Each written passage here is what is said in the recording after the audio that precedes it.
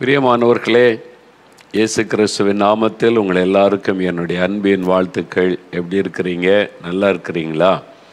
மறுபடியும் இந்த நிகழ்ச்சியில் உங்களை எல்லாம் பார்ப்பது, இந்த ஜெப நேரத்தில் உங்களோடு சேர்ந்து ஜெபிப்பது எனக்கு ரொம்ப சந்தோஷம். ஆண்டவருக்கு ஸ்தோத்திரம் உண்டாவதாக.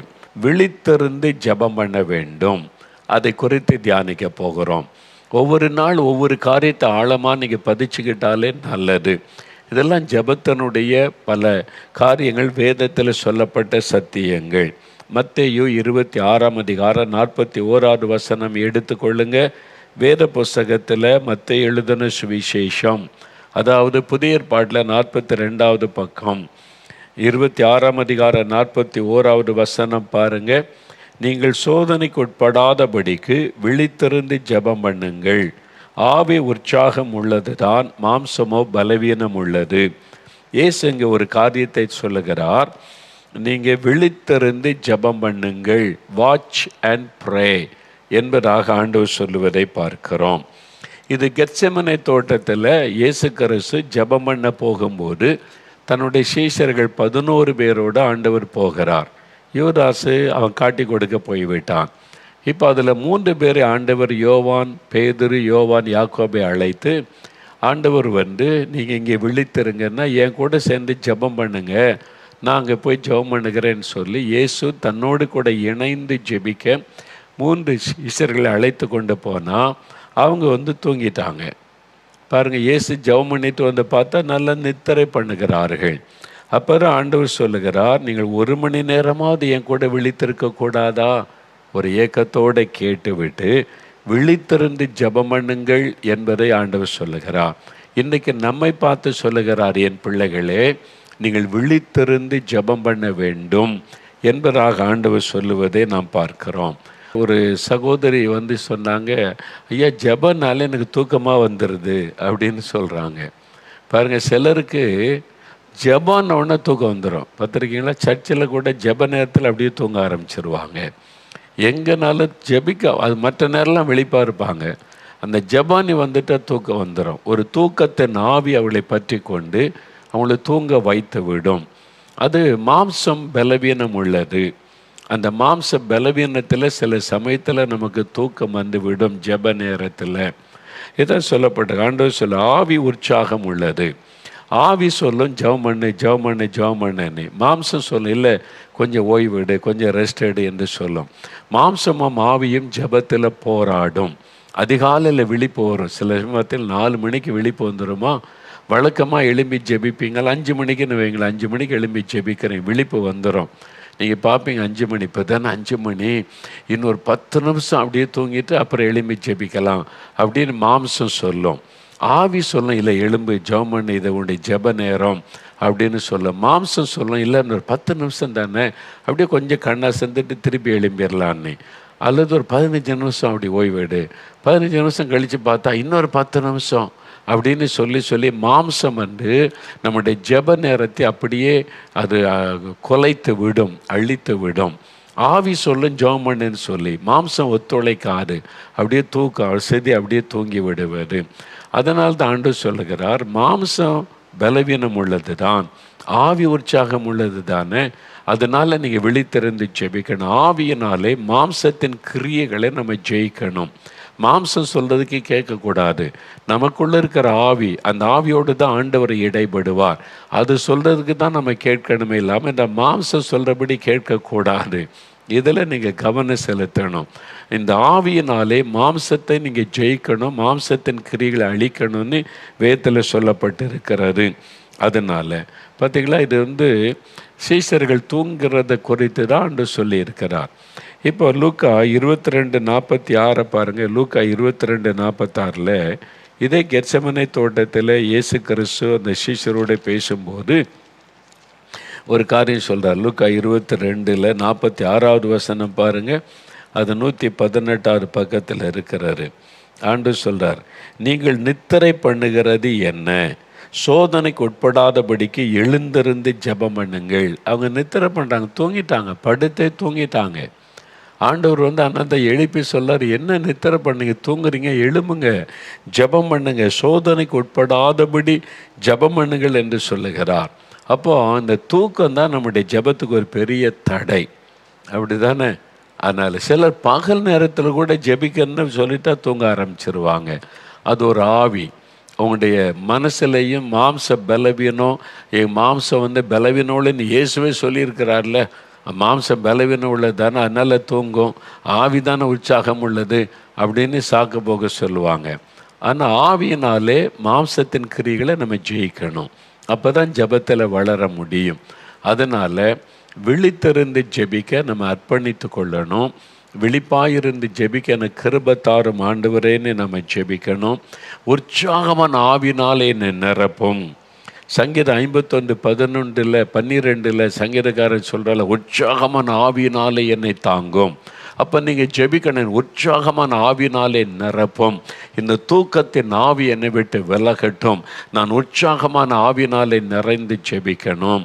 இந்த ஜெப நேரத்தில் உங்களுக்கு தூக்கம் வந்தால், சிலர் பாருங்கள் மற்ற நேரம்லாம் ஒன்றும் பிரச்சனை இருக்காது, ஜெபிக்கிற நேரம் மட்டும் அப்படியே அசதி வரும், தூக்கம் வரும். அது ஒரு ஆவி, தூக்கத்தின் ஆவி, அசதியை கொண்டு வருகிற ஆவி, மந்த நிலைமை கொண்டு வந்து அப்படியே தூங்க வைக்கிற ஒரு ஆவி. நீங்கள் ஜெபம் பண்ணுவது சாத்தானுக்கு பிடிக்காது.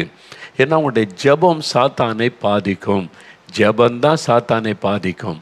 அதனால தான் உங்களை ஜெபத்தை தடுக்க என்னெல்லாம் உண்டோ அதெல்லாம் செய்வான்.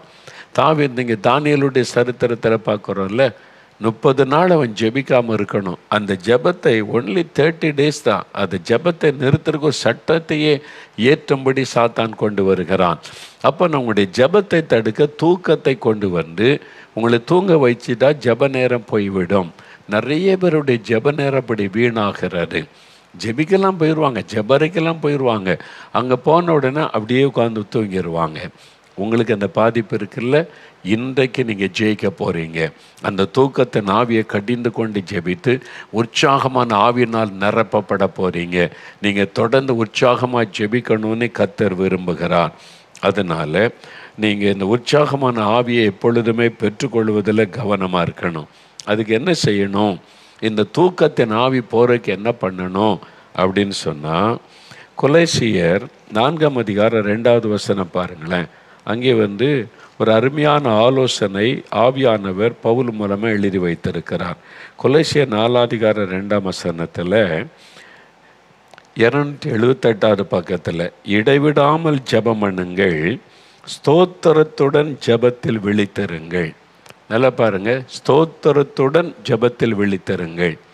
நீங்கள் விழித்திருந்து ஜெபிக்கணும். இப்படி தூங்காருங்க, எழும்பு ஜெபம் பண்ணு. ஜெப நேரத்தில் ராத்திரி முழுதுமா ஆண்டவர் ஜெபிக்க சொல்கிறார். தினமும் நமக்கு உறக்கம் தேவை, ஓய்வு தேவைன்னு ஆண்டவருக்கு தெரியும்.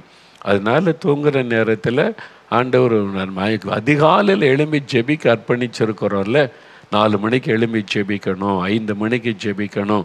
அப்போ ஆண்டவர் எழுப்பி விடும்போது அந்த ஒரு விழிப்பு வரும்போது நம்ம தூக்கத்துக்கு இடம் கொடுத்து விடாதபடி ஜெபிக்கிறதுல கவனம் செலுத்தணும். அந்த நேரம் இந்த அசதி வரும், தூக்கம் வரும். ஏன்னா உங்களுடைய ஜெபத்தை தடுக்க பிசாசு முயற்சி பண்ணுவான். அது எப்படி ஜெயிக்கிறது? தூக்கத்தின் ஆவி எப்படி மேற்கொள்ளுவது அப்படின்னா, கொலோசியர் 4:2 இடைவிடாமல் ஜெபம் பண்ணுங்கன்னு சொல்லிட்டு ஸ்தோத்திரத்துடன் ஜெபத்தில் விழித்திருங்கள் என்று சொல்வதை பார்க்கிறோம். ஸ்தோத்திரத்துடன் ஜெபத்தில் விழித்திருங்கள். அப்போ இங்கே விழித்திருந்து ஜெபிக்கணும்னா ஸ்தோத்திரம் சொல்லணும், ஆண்டவரை துதிக்கணும். முதலாவது என்ன பண்ணாதான் முக்கியம். இதில் தான் நம்ம தப்பு பண்ணிடுறோம். நான் அதிகாலையில் எழும்பி ஜெபிக்கும்போது முதலாவது போய் பல்லு விளக்கி முகத்தெல்லாம் கழுவி ஃப்ரெஷ் ஆகிடுவேன். ஒரு 5-10 நிமிஷம் ஆகும். அப்போ அந்த தூக்க கலக்கெல்லாம் கொஞ்சம் போயிடும். அப்புறம் தேவ சமூகத்தில் உட்கார்ந்து முழங்கால் படியிட்ட உடனே அப்படியே அசத்தும். நமக்கு தூக்கம் அப்படியே வருவதற்கு இந்த மாம்சம் இருக்கிறதுல அது முயற்சி பண்ணும். இல்லை தூங்கு, ரெஸ்ட் எடு, பிறகு ஜெபிக்கலாமே, என்ன டைம் இருக்குதில்ல அப்படின்னு மாம்சம் சொல்லும். மாம்சம் எப்பவும் போராடிக்கிட்டே இருக்கும். இந்த மாம்சத்தை வச்சு தான் சாத்தான் நம்மோடு யுத்தம் பண்ணுவான். அதனால் அந்த மாம்சம் சொல்லும், தூங்கு நீ, அசதியாக இருக்குதுன்னு சொல்லி. அப்போ தேவனை துதிப்பது முதலாவது. ஆண்டவர் செய்த நன்மைகளை நினைத்து, அற்புதங்களை நினைத்து, அவருடைய வல்லமையை நினைத்து, அவருடைய கிரியைகள் செயல்களை நினைத்து வாய் திறந்து துதிக்கணும். நீங்கள் வாயை திறந்து சத்தமாக துதிக்கணும். உங்கள் காதில் துதியின் சத்தம் கேட்கணும். அந்த மாதிரி ஆண்டவரை துதிக்கணும். அது மாத்திரம் சில துதி பாடல்களை நான் பாடுவேன். அப்படி ஆண்டவரை துதித்து ஆண்டவரை மகிமைப்படுத்தி அந்த சில பாடல்களை நான் பாடுவேன். அப்படியே அந்த பாடலை ஸ்தோத்திர பாடலை பாட பாட பாட வாய் திறந்து பாட பாட கர்த்தருடைய பிரசன்னம் நம்மை ஆட்கொள்ளும். அப்போ அந்த தூக்கம் அசதி நம்ம விட்டு அப்படியே விலகிவிடும். தூக்கத்தின் ஆவி தானாக விலகிவிடும். இந்த சரீரம் அப்படியே அடங்கிவிடும். மாம்சம் அடங்கி ஆவி நமக்குள்ளே மேற்கொள்ளும். எப்பொழுது நீங்கள் துதிக்கும் போது ஆவியானுடைய பிரசன்னம் உங்களை நிரப்பும். ஏன்னா துதிகளின் மத்தியிலே தேவன் வாசம் பண்ணுகிறார். வாய் திறந்து துதிக்கும் போது கர்த்தருடைய பிரசன்னம் இறங்கும் பார்த்தீங்களா? அப்போ அந்த தூக்க கலக்கம் மாறிடும். தூக்கத்தின் ஆவியே உங்களுக்கு விரோதமாக எழும்பினால் அந்த ஆவி இருக்க முடியாது, விலகிறோம். தேவ பிரசன்னம் உங்களை ஆட்கொள்ளும். ஆனால் தான் வசனம் சொல்ல, ஸ்தோத்திரத்துடன் ஜெபத்தில் விழித்திருங்கள். அதனால் நல்ல வாய் திறந்து ஆண்டவருக்கு ஸ்தோத்திரம் சொல்லணும், ஆண்டவரை துதிக்கணும். அதுதான் ரொம்ப முக்கியமான ஒரு காரியம். துதிக்க முடியாதபடி தடையாக இருக்கிற இன்னொரு காரியம் என்ன தெரியுமா? ஜெபத்துக்கு விரோதமாய் காணப்படுகிறது. லூக்கா 22:45. லூக்கா எழுதின சுவிசேஷம் 22 அந்த இயேசு கெத்செமனே தோட்டத்தில் ஜெபித்த சமயத்தில் தான் சொல்கிற வார்த்தையை கவனிங்க. லூக்கா 22:45 என்ன சொல்லியிருக்கிறாரு? இயேசு ஜெபம் பண்ணி முடித்து எழுந்திருந்து தம்முடைய சீஷரிடத்தில் வந்து அவர்கள் துக்கத்தினாலே நித்திரை பண்ணுகிறதை கண்டார். துக்கத்தினாலே கவனிங்க. ஒன்று சரீரம் மாம்ச அசதியினால தூக்கம் உண்டாகும். மாம்ச பலவீனம் நம்ம தூங்க அப்படின்னு சொல்லி மாம்சம் நம்மளை தூங்க சொல்லும். உனக்கு ரெஸ்ட்டு தேவை, இன்னும் கொஞ்சம் தூங்கு என்பதாய். இன்னொன்று அந்த துக்கத்தினாலே சீஷர்களை குறித்தான். அவர்கள் துக்கத்தினாலே நித்திரை பண்ணுகிறதை இயேசு கண்டார். அவங்களுக்கு என்ன துக்கம்? இயேசு கிறிஸ்து இங்கே வருவதற்கு முன்னால் நிறைய காரியத்தை அவளோடு பேசினார். தான் சிலுவையிலே மரிக்கப் போவதை குறித்தும் தான் எடுத்துக்கொள்ள போவதை குறித்தும் நிறைய காரியம் பேச. அதாவது ஆண்டவர் இயேசு நம்மை விட்டு பிரிய போகிறார், நம்மை விட்டு விட்டு அவர் செல்ல போகிறார் என்பதை அவங்க அறிந்த உடனே அதனால் ஒரு துக்கம் அவங்களுக்குள்ளே காணப்பட்டது. ஆண்டவர் அவங்களை தைரியப்படுத்தி உங்களுடைய இருதயம் கலங்காமல் இருப்பதாக அப்படிலாம் சொல்லி தான் பேசி ஆறுதல் படுத்தினார். ஆனாலும் இயேசு பேசின செய்தி அவங்களுக்குள்ளே துக்கத்தை கொடுத்தது. அது நிமித்தம் துக்கம் வந்துட்டாலே தூக்கம் வந்துடும். பார்த்தீங்களா? உங்களால் ஜெபிக்க முடியாது. துக்கம் வந்துட்டுன்னு வைங்களேன், ஒரு துக்கத்தினுடைய பாதிப்பு வந்துட்டா உங்களால் ஜெபிக்க முடியாது, அப்படியே உட்காந்து தூங்கிடுவோம். நிறைய பேர் ஜெப நேரத்தில் தூங்க காரணம் நிறைய கவலைகள், பாரங்கள், உலக சிந்தனை, அதை குறித்து நினைத்து துக்கம் வந்த உடனே அசதியாகி அப்படியே தூங்கிடுவாங்க. அப்போ துக்கம் நம்முடைய ஜெபத்துக்கு தடையாக இருக்கும். நாம் விழித்திருந்து ஜெபிக்க விடாதபடி தூக்கத்துக்குள்ளே கொண்டு போய்விடும். அப்போ நம்ம ஆண்டவரை துதிக்க ஆரம்பிக்கும் போது அந்த துக்கம், அந்த பாரம் நம்மை விட்டு விலகும். தேவ பிரசன்னம் இறங்கின உடனே சில சமயத்தில் நீங்களே நினைப்பீங்க, ஜெபிக்கணும்னு போய் முழங்கால் போடுவீங்க. அப்படியே இந்த கடன் பிரச்சனை, இந்த பண பிரச்சனை, கணவர் பிரச்சனை, மனைவி இப்படி பண்ணுறான்ற பிரச்சனை, பிள்ளைகள் பிரச்சனை, இந்த கவலை அப்படி உள்ளத்தில் அழுத்தின உடனே இந்த ஜெபிக்கணுன்ற அட்மாஸ்பியரே மாறி அப்படியே சோர்வு வரும். அவ்வளோதான். அப்படியே தூக்க அசதி. அப்போ ஜெபிக்கிற இடத்துல படுத்து சில தூங்கிடுவாங்க. அது மாதிரி நடந்துக்குதா? இது மாதிரி தானே தினமும் நடக்குது. அப்படி சொல்கிறீங்களா? நீங்கள் அதை ஜெயிக்கணும். சாத்தான் ஒரு பக்கம் சரீரத்தின் அசதியை கொண்டு தூங்க வைக்கிறான், இன்னொரு பக்கம் கவலை, உலக கவலை, உலக பாரம். அதனால தான் முதல்ல எல்லா கவலையும் ஆண்டவர் மேலே நீங்கள் வச்சிடணும். அது உங்களுடைய ஜெபத்துக்கு தடையாக இருக்கும். அந்த ஆத்மாவில் உண்டாகிற கவலையும் பாரமும் அது உங்களை விட்டு வெளியேறணுமானா கர்த்தர் செய்த நன்மைகளை நினைத்து துதிக்க ஆரம்பிங்க. இம்மட்டும் அவர் உதவி செய்தார், நடத்தினார், அற்புதமாய் நடத்தி வந்திருக்கிறார். நீ துதிக்க துதிக்க துதிக்க நல்ல ஒரு ஸ்தோத்திர பாட்டை நல்லா பாடுங்க. ஆண்டவருக்கு நன்றி ராஜா, நன்றி ராஜா, நீ ஆண்டவருக்கு நன்றி சொல்லி அப்படியே பாடுங்க. நான் இத்தனை நான் இருந்தாலும் துதிக்க போதாதே ஆண்டவரை, எப்படி நான் பாடுவேன், என்ன சொல்லி உமை நான் துதிப்பேன். அப்படியே துதிக்க ஆரம்பிங்க. அப்படியே ஆண்டவருக்கு ஸ்தோத்திரம், இயேசு என்ற நாமத்திற்கு எப்போதும் ஸ்தோத்திரமே அப்படின்னு துதிக்க ஆரம்பி. அந்த பாட்டு பாட பாட பாட அந்த துதி உங்களுடைய உள்ளத்திலிருந்து எழும்ப எழும்ப கர்த்தருடைய பிரசன்னம் உங்களை நிரப்புமா, அந்த பாரமெல்லாம் விலகிறோம். அந்த கவலையெல்லாம் உங்களை விட்டு விலகிறோம். அப்போ ஆண்டவருக்கு உங்களுக்கு ஒரு கனெக்ஷன் அப்படியே தடையெல்லாம் மாறி அந்த துக்கம்ன்ற தடை மாறிடும், அந்த அசதி என்கிற தடை மாறிடும். அப்போ உங்களுடைய ஆவி உற்சாகம் அடைந்து பரிசுத்த ஆவியோடு இணைந்த போது ஜெபம் நீங்கள் மணிக்கணக்காக ஜெபிச்சாலும் உங்களுக்கு நேரம் போகிறதே தெரியாது. அப்போ நீங்கள் விழித்திருந்து ஜெபிக்கணும். அதுக்கு ஸ்தோத்திர ஜெபம் ரொம்ப அவசியம். நல்ல ஸ்தோத்தரித்து நீங்கள் ஜெபிக்க வேண்டியது முக்கியம் என்பதாய் பார்க்கிறோம். இன்னொரு காரியம் இருக்குது, ஜெபத்தில் விழித்திருக்க வேண்டிய இன்னொரு காரியம் இருக்குது. அதே வசனம் சொல்லுகிறது. என்ன வசனம் பாருங்கள், லூக்கா 21:36 இயேசு பேசுகிறார். லூக்கா 21:36 எடுத்துக்கொள்ளுங்க. எடுத்துட்டிங்களா? லூக்கா 21:36 117வது பக்கம் புதிய ஏற்பாட்டில். ஆகையால் இனி சம்பவிக்க போகிற இவைகளுக்கெல்லாம் நீங்கள் தப்பி மனுஷகுமாரனுக்கு முன்பாக நிற்க பாத்திரவான்களாக எண்ணப்படுவதற்கு எப்பொழுதும் ஜெபம் பண்ணி விழித்திருங்கள். முதல் ஆண்டு சொல்றாரு விழித்திருந்து ஜெபம் பண்ணுங்கள். இங்கே ஆண்டு சொல்லுகிறார் ஜெபம் பண்ணி விழித்திருங்கள். இந்த ரெண்டையும் நீங்கள் அறிந்து கொள்ளணும். ஒன்று விழித்திருந்து ஜெபிக்கணும், ரெண்டாவது ஜெபம் பண்ணி விழித்திருக்கணும். இந்த பகுதியில் தான் இந்த கடைசி காலத்தில் வரக்கூடிய ஆபத்துகளை ஆண்டு சொல்றார். பூமி அதிர்ச்சி உண்டாகும், கொள்ள நோய் உண்டாகும், யுத்தங்களின் செய்திகள், பஞ்சங்கள், பாதிப்புகள், இயற்கையினால் அழிவுகள். இப்போ பாருங்கள், நிறையா இயற்கை. அமெரிக்காவை ஒரு புயல் புரட்டி போட்டு விட்டார். 100 வருஷத்துக்கு இடையில இவ்வளோ பெரிய பாதிப்பு உண்டாகலை. ஃப்ளாரிடா மாகாணத்தை புரட்டி போட்டு எவ்வளோ பெரிய அழிவை நம்ம பார்க்குறோம் இல்லை? இதே மாதிரி இன்னும் சில இடங்களில் ஐரோப்பா நாடுகளில் வெள்ளம் புகுந்து பெரிய சிட்டிஸில் தண்ணீரில் மக்கள் பாதிக்கப்பட்டு கஷ்டப்படுறாங்க. நிறைய இடங்களில் இந்த பாதிப்பு கடைசி காலத்துக்கான தீவிரமான அடையாளங்கள் வேகமாய் நடக்கிறது. மண் சரிவுகள் உண்டாகிறது, பாதிப்புகள் இயற்கையினாலே உண்டாகிறது. இதெல்லாம் இயேசு சொன்ன முக்கியமான அடையாளம். இந்த கடைசி கால ஆபத்துக்கு தப்பி மனுஷகுமான இயேசு வரும்போது அவருக்கு முன்னால் நிற்கிறதற்கு நீங்கள் பாத்திரவானாக இருக்கணுமானா எப்பொழுதும் ஜெபம் பண்ணி விழித்திருங்கள். இதில் தான் இயேசு ஒரு காரியம் சொல்கிறார். 34ஆம் வசனம் பாருங்கள், லூக்கா 21:34.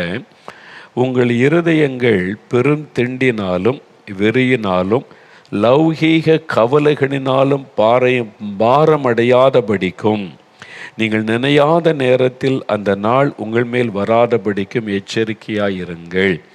அதாவது லௌகீக கவலைகளினால உங்களுடைய இருதயம் பாரமடையாதபடி காத்து கொள்ளுங்கள் அப்படின்னு ஆண்டு சொல்கிறார்.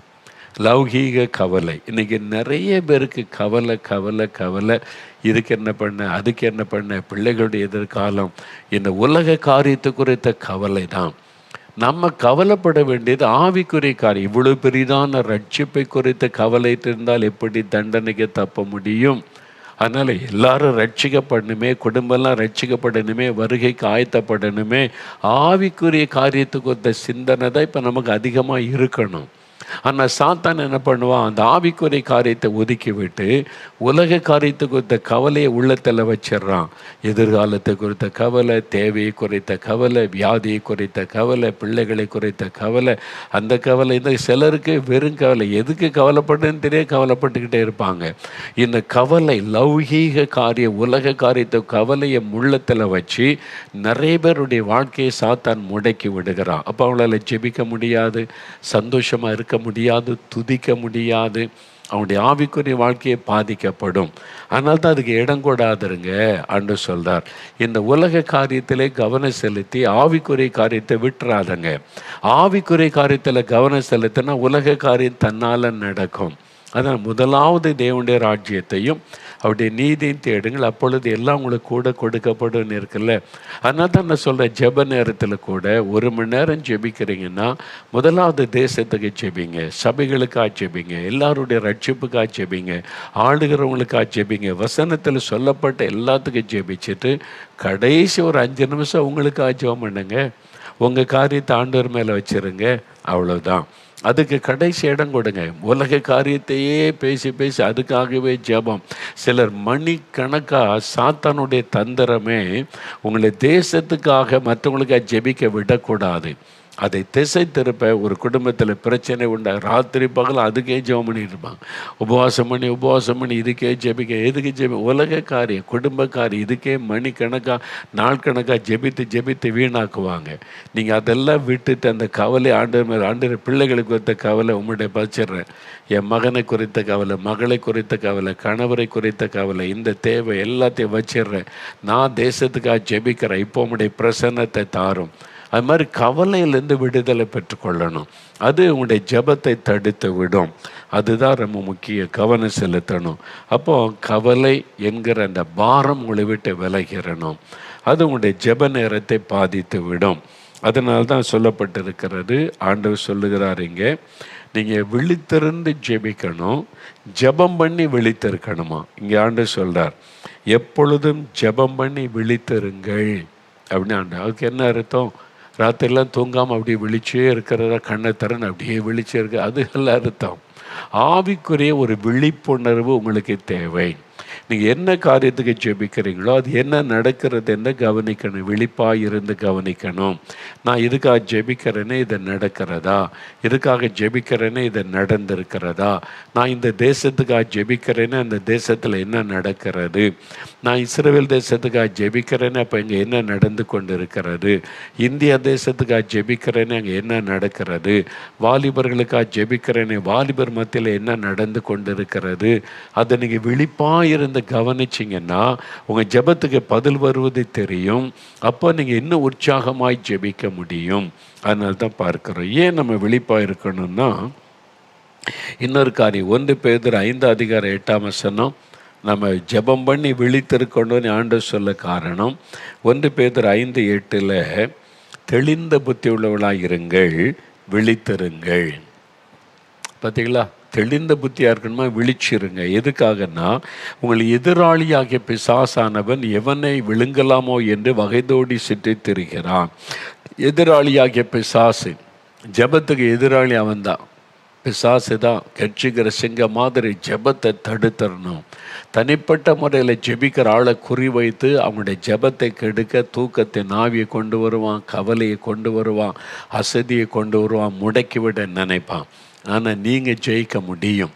அதை அறிந்து நல்ல ஸ்தோத்திரத்தை ஜெபிக்க ஆரம்பிச்சிருன்னா ஜெயித்து விடலாம். சாத்தானால் உங்களை முடக்கி விட முடியாது. ஜெபக்குழுவை முடக்கிறதுக்கு முயற்சி பண்ணுவான். சபையில் நீங்கள் மற்றவங்களுக்காக ஜெபிக்கிறதை தடுக்க பிரயாசப்படுவான்.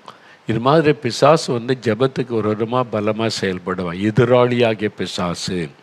அப்போது நீங்கள் விழிப்பாக இருக்கணும்னு சொல்ல காரணம், எதிராளி கிரியை செய்து கொண்டு இருக்கிறான்.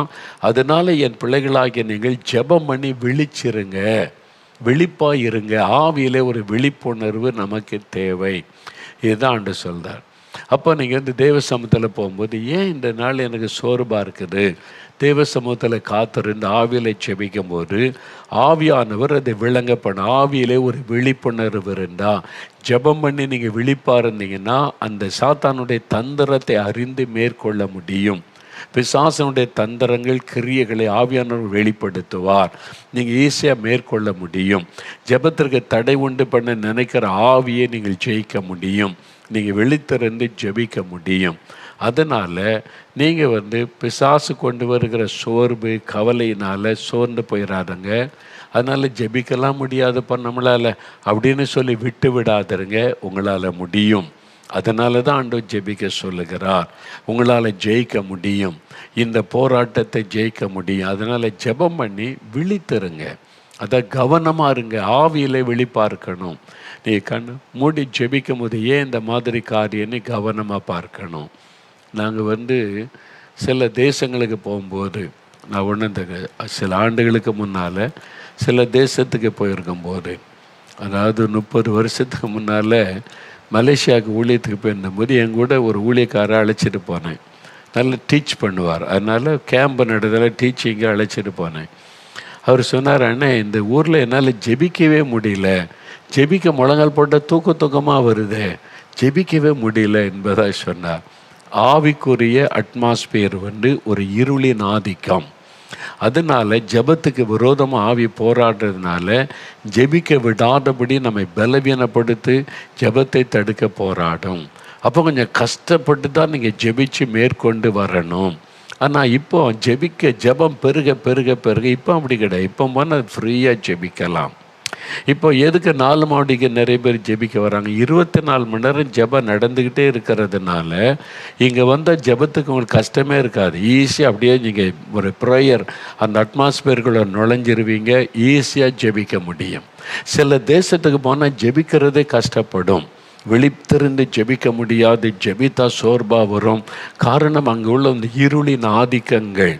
ஜெபத்தினால தான் அதை மாற்ற முடியும். எந்த தேசத்தில் அதிகம் ஜெபிக்கப்படுகிறதோ அங்கே இருளின் ஆதிக்கங்கள் மடங்கடிக்கப்படும். ஆவிக்கு ஒரு அந்த சூழ்நிலை, ஸ்பிரிச்சுவல் அட்மாஸ்பியரில் ஒரு சேஞ்ச் இருக்கும். இதை பார்க்கும். எந்த பட்டணத்தில் அதிக ஜெபம் இருக்கோ அந்த பட்டணத்தில் போனாலும் நீங்கள் ஜெபிச்சுக்கிட்டே இருக்கணும், வாஞ்சை உண்டாகும், ஜெபம் ஈஸியாக வரும். எங்கே ஜெபம் இல்லை, பரிசுத்தம் இல்லை, ஆவியானோக்கு இடம் இல்லையோ அங்கே இருளின் ஆதிக்கங்கள் கிரியை செய்கிறதுனால அங்கே உங்களால் ஜெபிக்க முடியும். டல்னஸ்ஸாக இருக்கும், தூக்கமாக வரும், ஜெபிக்க முடியாது. அப்படியே நீங்கள் 1 மணி நேரம் ஜெபிக்கணும் போனால் 5 நிமிஷம் ஜெபம் பண்ணிட்டு முடியாமல் வந்துடுவீங்க. இதெல்லாம் நடக்கும் அந்த அட்மாஸ்பியர். அப்போ அதனால தான் விழிப்பாக இருக்கணும், ஆவியில் விழிப்பாக இருந்து ஏன் இப்படி நடக்குது, இது என்ன காரியம் என்பதை அறிந்து நீங்கள் இயேசுவின் ரத்தத்தை பயன்படுத்தி ஜெபிச்சு மேற்கொள்ளணும். இப்போ நான் பல நாடுகளுக்கு போகிறதுனால எல்லா தேசம் ஒரே மாதிரி இருக்காது. சில தேசத்துக்கு போனால் நல்லா ஃப்ரீயாக ஜெபிக்க முடியும். அங்கே ஜெபிக்கிற மக்கள் திரளாக இருக்கிறதுனால அந்த ஸ்பிரிச்சுவல் அட்மாஸ்பியரில் சேஞ்ச் இருக்கும். சில தேசத்துக்கு போனால் இருளின் ஆதிக்கம் இருக்கும், ஜெபிக்கவே முடியாது, கொஞ்சம் போராட வேண்டியது இருக்கும். அந்த ஜெப பிரசன்னத்துக்குள்ளே நுழையிறது கஷ்டமாக இருக்கும். அப்போ ஆண்டவரை துதித்து ஸ்தோத்திரம் பண்ணி பாடல் பாடி கர்த்தருடைய பிரசன்னத்தில் நிரம்பி அதிலிருந்து ஒரு ஜெயம் பெற்ற பிறகு தான் ஈஸியாக ஜெபிக்க முடியும். அதுதான் வசனம் சொல்லுங்க, ஜெபத்தில் விழித்திருங்க, விழிப்பாயிருந்து ஜெபம் பண்ணுங்க, ஜெபம் பண்ணியும் விழித்திருங்க, ஆவிக்குரிய அட்மாஸ்பியரில் கவனம் செலுத்துங்க. ஸ்பிரிச்சுவல் அட்மாஸ்பியர் கவனம் சரியாக இருக்கணும். உங்கள் வீட்டுக்குள்ளே ஆவிக்குரிய அட்மாஸ்பியர் கரெக்டாக இருக்கணும். இல்லாட்டா அந்த ஆவிக்குரிய போராட்டம் இருக்கும். நான் ரட்சிக்கப்பட்டு ஊழியத்தை ஆரம்ப காலத்தில் எங்கள் வீட்டில் எல்லாம் இந்துக்களாக இருந்தாங்களா, அவங்க ஒரு பூஜை அறை உண்டு, அங்கே குத்து விளக்கெல்லாம் பொருத்தி அவங்க பூஜை பண்ணுவாங்க. அடுத்த ரூமில் நான் ஜெபம் பண்ணுவேன். நான் ஜெபம் பண்ணால் இப்போ இருளும் ஒளி ஒரு இடத்துல இருக்க முடியுமா? பிசாசால் இருக்க, அந்த ஆவியால் இருக்க முடியாது. என்னை எதிர்க்கும். அந்த ஆவி என்னோட போராடும், என்னை ஜெபிக்க விடாதபடி தடுக்கும். ஏன்னா நான் ஜெபிக்க அந்த ஆவியும் டிஸ்டர்ப் ஆகுது, அதால் இருக்க முடியல. பல நாள் அந்த ஆவி என்ன சொன்னா, எத்தனை வருஷமாக தலைமுறையாக நான் இருக்கிறேன், இந்த வீட்டை நான் அடிமையாக்கி வச்சிருக்கிறேன், நீ இப்போ ஜெபம் பண்ணுறியேன்னு சொல்லி. அப்போ நான் உபவாசம் பண்ணி ஜெபித்து அந்த ஆவியினுடைய கிரியை முற்றிலும் அழிக்கப்பட்ட பிறகு தான் ஒரு பெரிய விடுதலை மாற்றத்தை பார்க்க முடிந்தது. அதே மாதிரி நீங்கள் உங்கள் வீட்டில் அந்த மாதிரி இருக்கலாம், நீ இருக்கிற இடத்துல இருக்கலாம். அப்போது நீங்கள் ஜெபிக்கும்போது நல்ல முதலாவது ஸ்தோத்திரம் பண்ணி ஆண்டோடைய ரத்தத்துக்குள்ளே உங்களை ஒப்பு கொடுத்து ஜெபிக்கணும். என் ஆவி ஆத்மா சரீரத்தை இயேசுவின் ரத்தத்துக்குள்ளே ஒப்பு கொடுக்குறேன். இந்த அசதிகள், சோர்வு, தூக்கத்தின் ஆவி விலகட்டும், சிந்தனை டிஸ்டர்ப் பண்ணுகிற ஆவி விலகட்டும், ஆண்டவரே இந்த சூழ்நிலை மாறட்டும்னு நல்லா ஒப்பு கொடுத்து ஸ்தோத்திரம் பண்ணி ஜெபிச்சிட்டிங்கன்னா ஒரு மாற்றத்தை நீங்கள் பார்ப்பீங்க. அதன் பிறகு ஜெபித்த பிறகு விழிப்பாக இருந்து கவனிக்கணும் என்ன நடக்குது. அதான் விசுவாசம். எதிர்பார்க்கணும், விழிப்பாக இருக்கணும் என்பதாய் சொல்லப்படுகிறது. நாம் விழிப்பாக இருந்து நடக்கிறதெல்லாம் கவனிக்கணும். இஸ்ரவேல் தேசத்துக்காக ஜெபிக்கிறவர்கள் அங்கே என்ன நடக்குன்னு கவனிக்கணும். உலக மக்களுடைய சிந்தை கணிப்பு வேறு. அவங்க உலக பிரகாரமாக அந்த யுத்தம், இந்த யுத்தம், அது 3வது யுத்தம், இது மாதிரி நடக்க போது, அது நடக்க போதுன்னு பல சொல்லுவாங்க. ஆனால் நீங்கள் ஆவியில் நிரம்பி ஜெபிக்கும் போது ஆவியானவர் கைட் பண்ணுவார், என்ன நடந்து கொண்டு இருக்கிறது, இனிமேல் என்ன நடக்கும் என்பதா. நீங்கள் ஜெபிச்சாதான் அந்த காற்றத்தை நீங்கள் காரியத்தை விளங்கி கொள்ள முடியும். அந்த தேசத்துக்காக ஜெபிக்கிறதுனால கர்த்தர் அதை குறித்து பல காரியங்களை விளக்கி சொல்லுவார். இதெல்லாம் நடக்கும், இப்படி தான் போகும் அப்படின்னு. தீவிரவாதிகளை வேறு இருக்கிற காரியத்தை செய்ய ஆரம்பிச்சிட்டார். ஏன்னா அதுக்காக போய் நாங்கள் ரொம்ப ஜெபம் பண்ணினோம். தீவிரவாதிகள் சமுதாயத்துக்கே கேடானவர்கள், பல தேசங்களுக்குள்ள ஊடுருவி நாட்டை பாழாக்குறவங்க. இஸ்ரவேல் தேசத்தை சுற்றி இருக்கிறவங்க 3 முக்கியமான தீவிரவாத அமைப்புகள் தான் இதெல்லாம் செய்து அதற்கு ஈரான் சப்போர்ட்டாக இருக்குது. இது எல்லாருமே ஓப்பனாக பேசுகிறாங்க, பார்க்குறோம்ல. இது ஒரு ஆவிக்குரிய போராட்டம். தீவிரவாதிகளை பயன்படுத்துகிற பொல்லாத ஆவி, கொலை வெறியின் ஆவி. அவங்களுக்கு இரக்கம் இருக்காது, அவங்களுக்கு வேறு இது இல்லை, அவங்களுக்கு அழிக்கணும், கொல்லணும், அதான் டீச்சிங்கு. அப்போ அது ஒரு பொல்லாத ஆவி. அது மாதிரி அது வேறு இருக்கப்பட்டால் தான் சமுதாயத்துக்கு நல்லது. அப்போ ஆண்டவர் பார்த்தார், அது வேறு இருக்கணும். இந்த நாட்டில் சமாதானம் வேணும்னா தீவிரவாதம் முற்றிலும் கிரியைகள் முடக்கப்படணும். ஒன்றும் பண்ண முடியாது. அவங்க பூமி கீழே அவ்வளோ செலந்தி வளம் மாதிரி அப்படி பண்ணியிருக்காங்க, இப்படி பண்ணியிருக்காங்க பேசினாங்க. காசாக்குள்ளே இஸ்ரேல் நுழையும் போது இன்றைக்கி எல்லாம் முடிஞ்சதில்லை கதை. இன்னும் கொஞ்சம் தான் இருக்குது. இது மாதிரி நம்ம ஜெபிக்க தேவனுடைய கிரியைகளை நம்ம பார்க்க முடியும். ஜெபிக்க போகிறோம் 2 நிமிடம் எல்லாம் அப்படியே முடிஞ்சால் முழங்கால் படியிடுங்க. கரம் வைத்துங்க. இந்த தூக்கத்தின் ஆவி என்னை விட்டு போகணும், இந்த அசதி என்னை விட்டு போகணும், ஜெபத்துக்கு ஏற்படுகிற இந்த தடை கொண்டு வருகிற தூக்கத்தின் ஆவி என்னை விட்டு விலகட்டும், உற்சாகமான ஆவி தாங்கட்டும். ஜோமனுங்க கண்ணை மூடி ஜோமனுங்க. ஆண்டவரே, உற்சாகமான ஆவி என்னை நிரப்பணும், உற்சாகமான ஆவி என்னை நிரப்பணும். இந்த ஜெபத்துக்கு தடை உண்டு பண்ணுகிற அசதிகள் எல்லாம் விலகணும், தூக்கத்தின் ஆவி விலகணும். இயேசுவின் நாமத்தில் இயேசுடைய ரத்தத்தை வீட்டுக்குள்ளே தெளிக்கிறேன், எங்கள் ஜெப அறைக்குள்ளே தெளிக்கிறேன். என்னை உடைய ரத்தத்துக்குள் ஒப்பு கொடுக்கிறேன். தூக்கத்தை அசதியை கொண்டு வருகிற ஆவிகள் இயேசுவின் நாமத்தில் விலகட்டும். இனி ஸ்தோத்திரத்தோடு நான் ஜெபத்தில் விழித்திருக்கணும், துதிகளோட ஜெபத்தில் விழித்திருக்க கிருபை தாங்க. ஜெபத்துக்கு ஏற்படுகிற தடைகள் எல்லாம் மாறட்டும். இப்பொழுதே சோர்வின் ஆவி இந்த மகளை விட்டு இந்த மகனை விட்டு விலகட்டும் இயேசுவின் நாமத்தில். ஆண்டவரே, தூக்கத்தின் ஆவி, அசதியின் ஆவி இயேசுவின் நாமத்தில் விலகட்டும். இப்பொழுதே உம்முடைய வல்லமை அவளை ஆட்கொள்ளட்டும். மந்த நிலைமையை கொடுத்து அவருடைய ஜெப வாழ்க்கையை தடுக்க நினைக்கிற பிசாசின் கிரியைகள் அழிக்கப்படட்டும். உற்சாகமான ஆவியை நிரப்புவதாக உற்சாகமான ஆவியினால் நிரப்பி ஜெபிக்க வைப்பீராக. கர்த்தரப்படி செய்கிற அன்பிற்காக உமக்கு ஸ்தோத்திரம். இயேசு கிறிஸ்துவின் நாமத்தில் ஜெபிக்கிறோம் பிதாவே. ஆமேன்.